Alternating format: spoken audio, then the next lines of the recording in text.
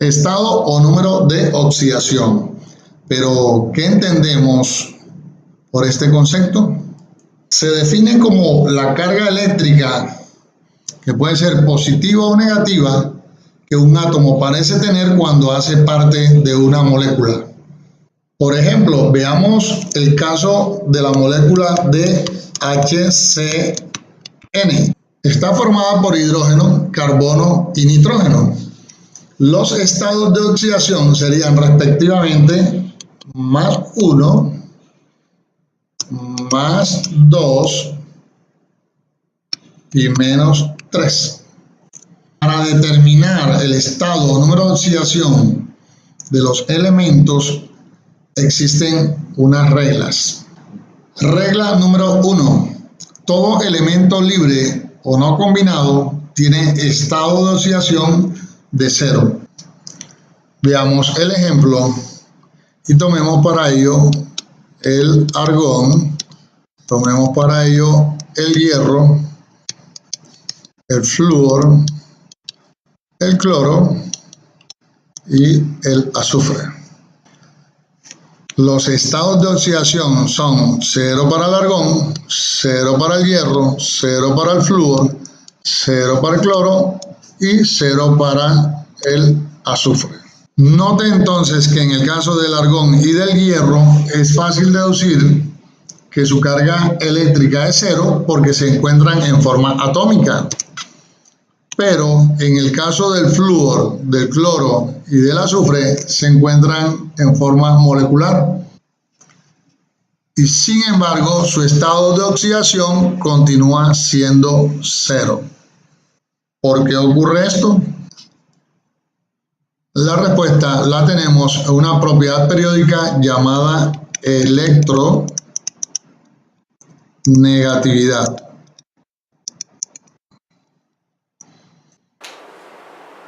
¿Por qué la molécula de cloro tiene estado de oxidación de 0? Analicemos el siguiente caso con nuestro modelo molecular.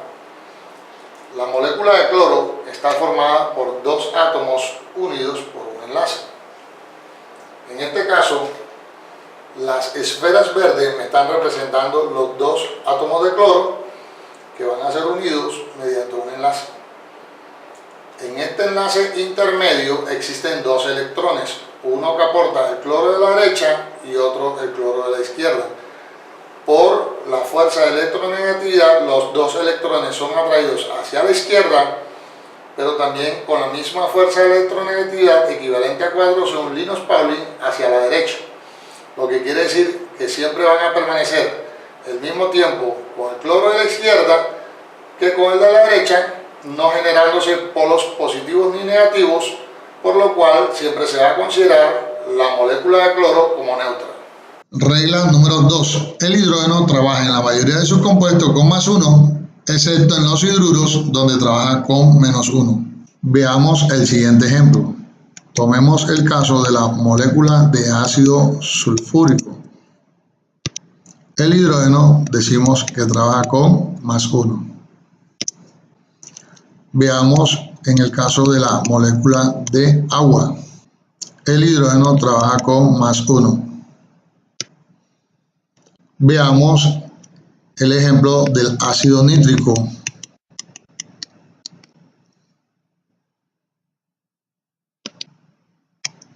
El hidrógeno trabaja con +1.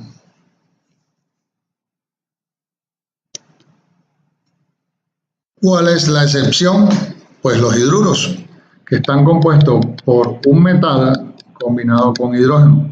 En este caso, hidruro de sodio. El hidrógeno trabajaría con -1 y el sodio con +1. O el hidruro de manganeso, el hidrógeno trabaja con -1 y el manganeso con +2.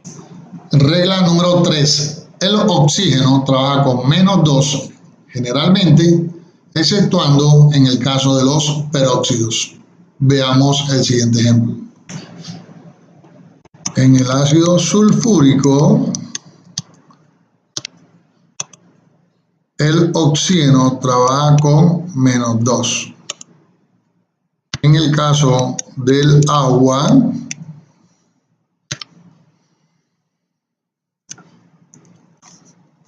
el oxígeno trabaja con -2.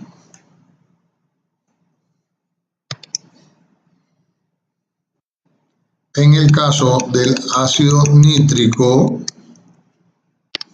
nuestro oxígeno trabaja con -2. La excepción del oxígeno es en los peróxidos, donde trabaja con estado de oxidación de -1. Por regla número 2, el hidrógeno trabaja con +1. En este caso, la molécula estaría neutra, porque 2 por +1 más 2 y 2 por -1 menos 2. El resultado sería 0.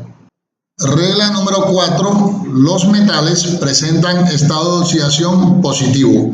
Veamos el siguiente ejemplo. En el caso del litio, el sodio, el potasio, el rubidio, por ejemplo, tienen estado de oxidación de +1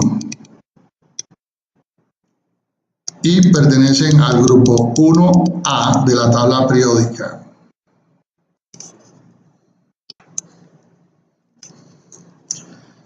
En el caso del berilio, del magnesio, del calcio, del estroncio y del bario, por ejemplo, tienen por estado de oxidación +2 y pertenecen al grupo 2A de la tabla periódica.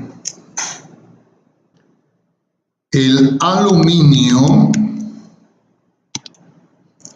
presenta estado de oxidación de +3 y pertenece al grupo 3A de la tabla periódica.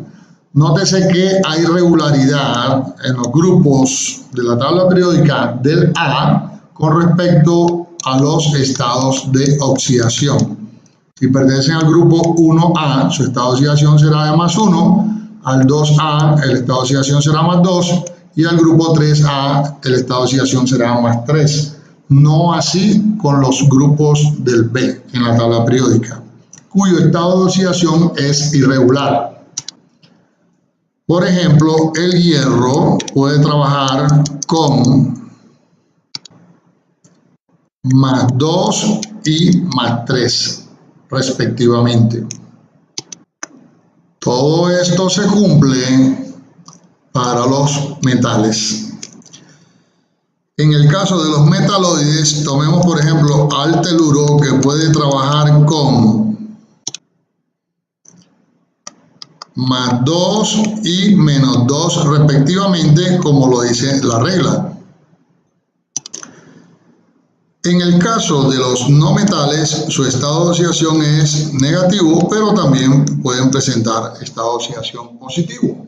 Por ejemplo, en el caso del cloro, flúor, bromo y yodo, su estado de oxidación es de -1 para el cloro, -1 para el flúor, -1 para el bromo y -1 para el yodo. Veamos cuándo pueden trabajar con estado de oxidación positivo. En el caso del cloro puede trabajar con +1, con +3, con +5 y con +7. Regla número 5. Los iones monoatómicos presentan como estado de oxidación la misma carga del ion. Recordemos que los iones monoatómicos son los que están formados por un solo átomo. Por ejemplo, el ion aluminio trabaja con +3, el cloro trabaja con -1, el azufre trabaja con -2, el calcio trabaja con +2. Regla número 6. En el caso de los iones poliatómicos, el estado de oxidación se establece sumando los estados de oxidación de los elementos internos para hallar el estado de oxidación del ion. Tomemos como ejemplo el ion oxidrilo o hidroxilo, que tiene una carga de ion de -1. ¿De dónde resulta este -1, que viene siendo la carga del ion? De la sumatoria interna de los estados de oxidación del oxígeno y del hidrógeno. El oxígeno, por la regla número 3, sabemos que trabaja con -2, y el hidrógeno, por la regla número 2, sabemos que trabaja con +1. Esa diferencia interna genera la carga del ion. Un segundo ejemplo es el caso del ion sulfato, que trabaja con -2. El oxígeno trabaja con -2, el azufre trabaja con +6. Si yo sumo internamente estas cargas, me va a dar -2. Veamos, 4 por -2, -8, +6, la diferencia me da -2, que sería la carga del ion. Veamos el ejemplo del ion nitrato, NO3, que trabaja con -1. Asignamos los estados internos de oxidación: oxígeno -2, nitrógeno +5. 3 por -2, -6, y +5 del nitrógeno, la diferencia genera -1, que sería la carga de nuestro ion nitrato. Regla número 7. La sumatoria de los estados de oxidación de toda molécula debe ser igual a 0, es decir, la molécula debe ser eléctricamente neutra. Tomemos, por ejemplo, la molécula del ácido sulfúrico. Asignamos los estados de oxidación. De acuerdo a la regla número 2, el hidrógeno trabaja con +1, el oxígeno, de acuerdo a la regla número 3, trabaja con -2. Como no sabemos con cuánto trabaja el azufre, vamos a hacer la siguiente operación. Hallamos el total de cargas negativas por parte del oxígeno y positivas por parte del hidrógeno. Y la diferencia me dará la carga del azufre. Veamos. 4 por -2, -8 cargas negativas por parte del oxígeno. 2 por +1, +2 carga positiva por parte del hidrógeno. Como aquí tengo +2 y aquí tengo -8, la diferencia es +6. Quiere decir que el azufre trabaja con +6. Si agrupo cargas positivas, me daría +8 frente a -8. Quiere decir que la molécula eléctricamente es neutra, porque la sumatoria de los estados de oxidación da 0. Veamos el ejemplo de la molécula de agua. Asignamos los estados de oxidación: +1 para el hidrógeno, -2 para el oxígeno. Hallamos el total de cargas negativas y positivas. 1 por -2, -2, 2 por +1, +2. La diferencia es 0, o sea que la molécula de agua efectivamente es neutra. Veamos el ejemplo del ácido nítrico. Asignamos los estados de oxidación: +1 para el hidrógeno, +5 para el nitrógeno y -2 para el oxígeno. Hallamos el total de cargas positivas y negativas: 3 por -2, -6 para el oxígeno, +5 para el nitrógeno, +1 para el hidrógeno. Sumamos cargas iguales: +6 positivo y -6 del oxígeno, lo que quiere decir que la diferencia es 0. O sea que la molécula del ácido nítrico es neutra.